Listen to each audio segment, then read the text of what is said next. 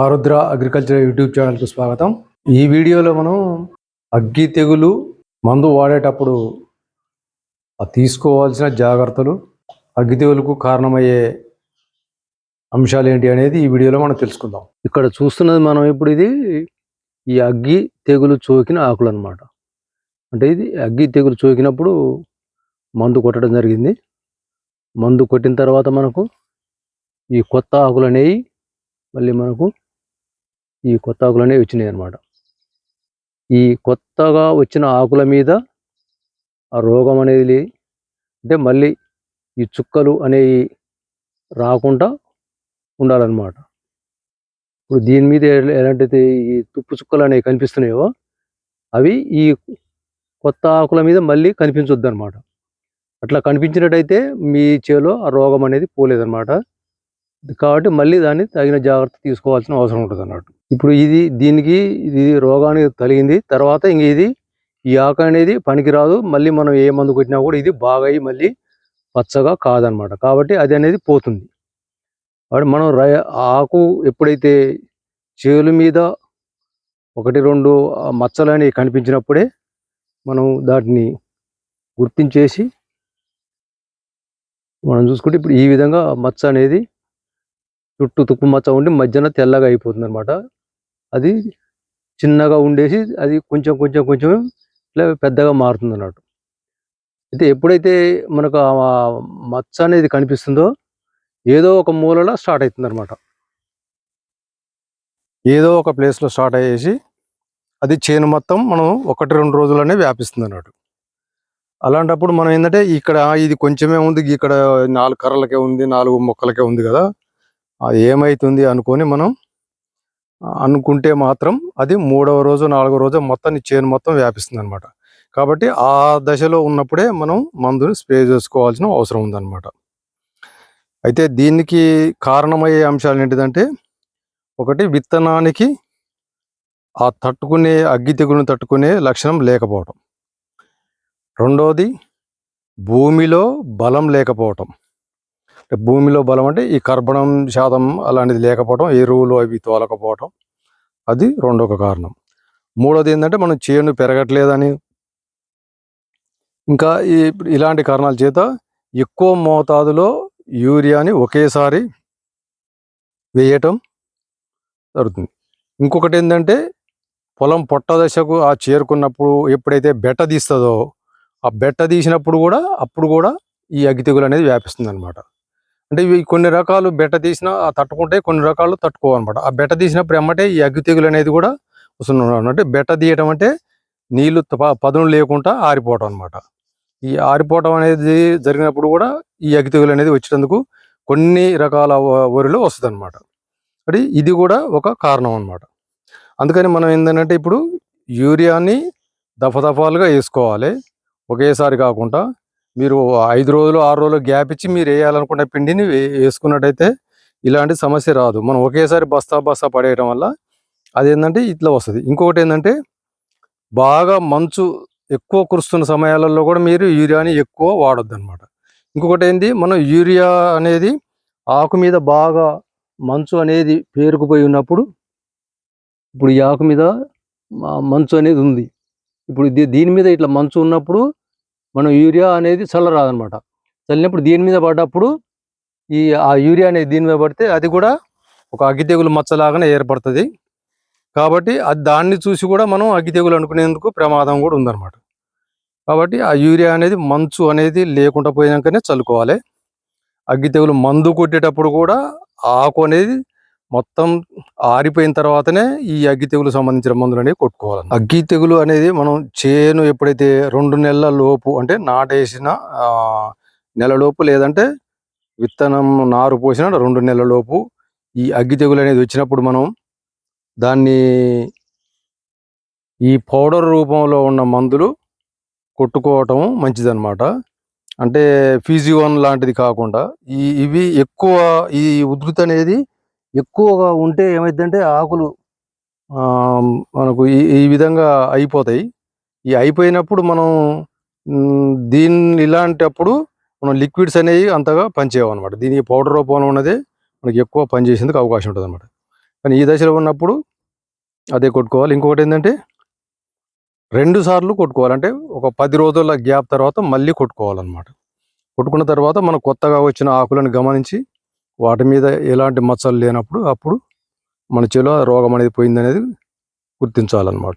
ఎప్పుడైతే మనకు అగ్గి తెగులు ఈ విధంగా మనకు ఆ చేను మీద కనిపిస్తున్నప్పుడు ఆకులు ఈ విధంగా అయిపోయి ఉన్నప్పుడు మనం దీనికి మందు కొట్టేటప్పుడు దీంట్లో వేరే ఇతర మందులు అని అంటే ఇప్పుడు కొంతమంది ఏంటంటే బలం మందులు కానీ పురుగు మందులు కానీ కలుపుతారు. బలం మందులు అని అంటే ఎన్కేపి అని అంటే 319 కానీ 2020 కానీ ఇలాంటి మందులు వాటిని ఈ మందులో కలిపి కొట్టకపోవడమే మంచిదన్నమాట. దానివల్ల ఏంటంటే నీకు లాభం కంటే నష్టమే ఎక్కువ ఉంటుంది అన్నట్టు. ఎందుకంటే ఈ తెగులు అనేది ఎక్కువ అయ్యేందుకు అవకాశం ఉంటుంది.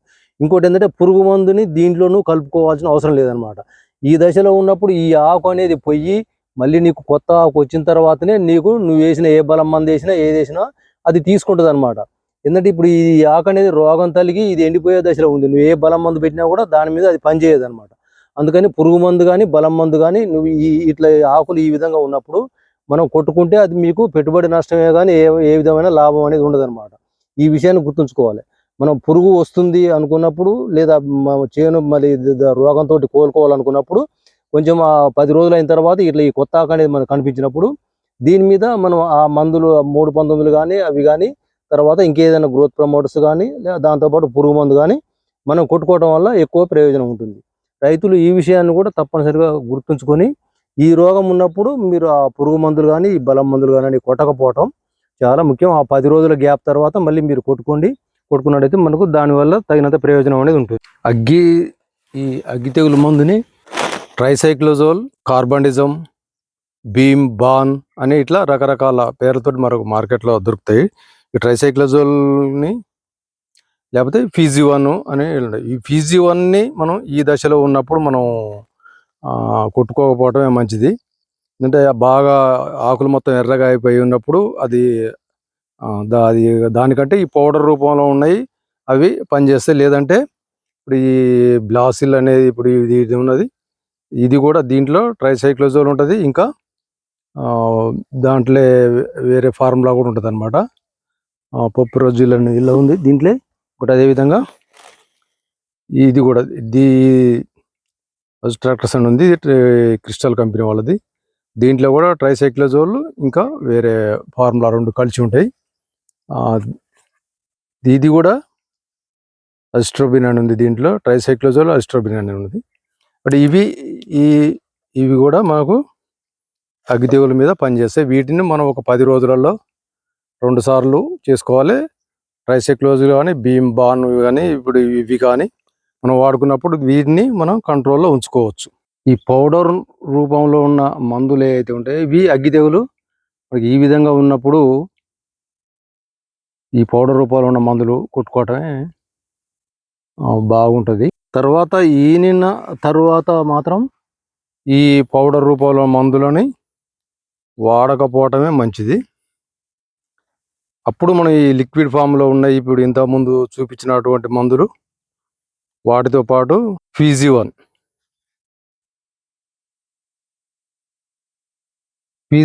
ఈ దశలో ఉన్నప్పుడు మనకు ఈ మెడ వీర్పు అనేది వచ్చేటందుకు అవకాశం ఉంటుందన్నమాట. ఈ మెడ వీర్పు అంటే ఇక్కడ మనకి ఈ మెడ దగ్గర ఇక్కడ ఈ వెన్ను దగ్గర మచ్చ అనేది వస్తుంది. మచ్చ అనేది వచ్చేసి ఈ ఎన్ను అనేది ఎండిపోతుంది అనమాట. ఎండిపోయేసి ఈ పైన గింజలు సగం కాగానే రావటం, ఈ గింజలు సగం అయ్యేసి సగం కాకుండా పాలు పోసుకోకుండా ఎండిపోద్ది అనమాట. ఎండిపోతుంది. ఇది వీడికి ఇరిగి కిందికి వంగిపోయి పడిపోయే అవకాశం కూడా ఉంటుంది అనమాట. దీన్ని మనం మెడయిరుపు అని మనం అంటారు. కాబట్టి ఈ దశలో ఉన్నప్పుడు ఆ ఫీజీ1 అనేది బాగా పనిచేస్తుంది. పౌడర్ రూపంలో ఉన్నట్టుకంటే అది బాగా పనిచేస్తుంది. అయితే ఇప్పుడు ఇట్లా సగం పాలు పోసుకున్న దశలో మనం ఈ ట్రైసైక్లోజోల్ కానీ బావిస్టన్ కానీ ఇవి వాడకపోవడమే మంచిది. తర్వాత ఇంకోటి టిల్ట్ కూడా ఈ దశలో ఉన్నప్పుడు మనం టిల్ట్ను కూడా వాడద్దు. ఎక్సకనజోల్ అనే పాపికనజోల్ అనేది ఇప్పుడు ఈ దశలో ఉన్నప్పుడు మనం పాలు పోసుకుంటున్న దశలో వాడినట్టయితే ఆ పాలు పోసుకునే దశ ఎంతవరకు అయితే అంతవరకే ఆగిపోయేసి చేను అనేది తిరగబారటం స్టార్ట్ చేస్తుంది అనమాట. అంటే తిరగబారుతుంటే ఆ చేను అనేది ఎర్రగా అయిపోయి పాలు పోసుకోవడం ఆగిపోతుంది అనమాట. అందుకని మనకు రావాల్సినంత దిగుబడి రాకుండా ఆగిపోతుంది. కాబట్టి ఈ మందులనే అప్పుడు ఈనిన తర్వాత మనం కొట్టుకోకపోవడమే మంచిది అనమాట. అది మనకు అగ్గి తెగులు తొలి దశలో వచ్చినప్పుడు తర్వాత మెడ ఇరిపి వచ్చేటందుకు ఖచ్చితంగా అవకాశం ఉంటుంది. కాబట్టి మనం పొలం ఈనక ముందే అది 1, 2 కర్రలు ఈనప్పుడే కూడా అప్పుడే కొట్టుకున్నట్టయితే ఇది రాకుండా ఉంటుందన్నమాట. అప్పుడు మనం టిల్ట్ కానీ ఇప్పుడు ఇంతకుముందు చెప్పిన మందులు కానీ ఇవి పొలం ఈనక ముందే కొట్టుకోవాలి. ఈనిన తర్వాత మనం ఈ పాలు పోసుకునే దశలో టిల్ట్ కానీ ట్రైసైక్లోజర్ కానీ ఇలాంటివి కొట్టకుండా ఉండటమే మంచిదన్నమాట. కాబట్టి రైతులు ఈ జాగ్రత్త కూడా తీసుకున్నట్టయితే మనకు ఈ చేను మీద అనేది నష్టం అనేది కాకుండా ఉండేటందుకు అవకాశం ఉంటుంది అన్నమాట. ఎప్పుడైతే మనం ఈ చేను తిరగబారటం స్టార్ట్ అవుతుందో అప్పుడు మనం ఈ కొట్టినప్పుడు ఏమైందంటే అది అట్లనే ఇంకా నిలబడిపోతుంది అనమాట. ఎర్రగా అయిపోయేసి వారం రోజులలో నీకు కోతకు వచ్చినట్టుగా అయిపోతుంది అన్నట్టు. అంటే అప్పటి నుంచి పాలు పోసుకోవడం అనేది ఆగిపోతాయి అన్నమాట.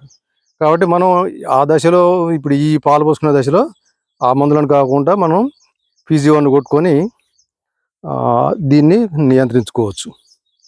రైతు సోదరులు కాబట్టి మా ఛానల్ని చూస్తూనే ఉండండి. మా ఆరుద్ర అగ్రికల్చర్ యూట్యూబ్ ఛానల్లో రైతులకు అతి ముఖ్యమైన విషయాలు కూలంకుషంగా వివరించడం జరుగుతుంది. వాళ్ళ సందేహాలను వాళ్ళను ఫోన్లో కూడా సంప్రదించిన వాళ్ళకు కూడా మనం వాళ్ళకు వివరించడం జరుగుతుంది. కాబట్టి మా ఛానల్ని చూస్తూనే ఉండండి. లైక్ చేయండి, షేర్ చేయండి, సబ్స్క్రైబ్ చేయండి.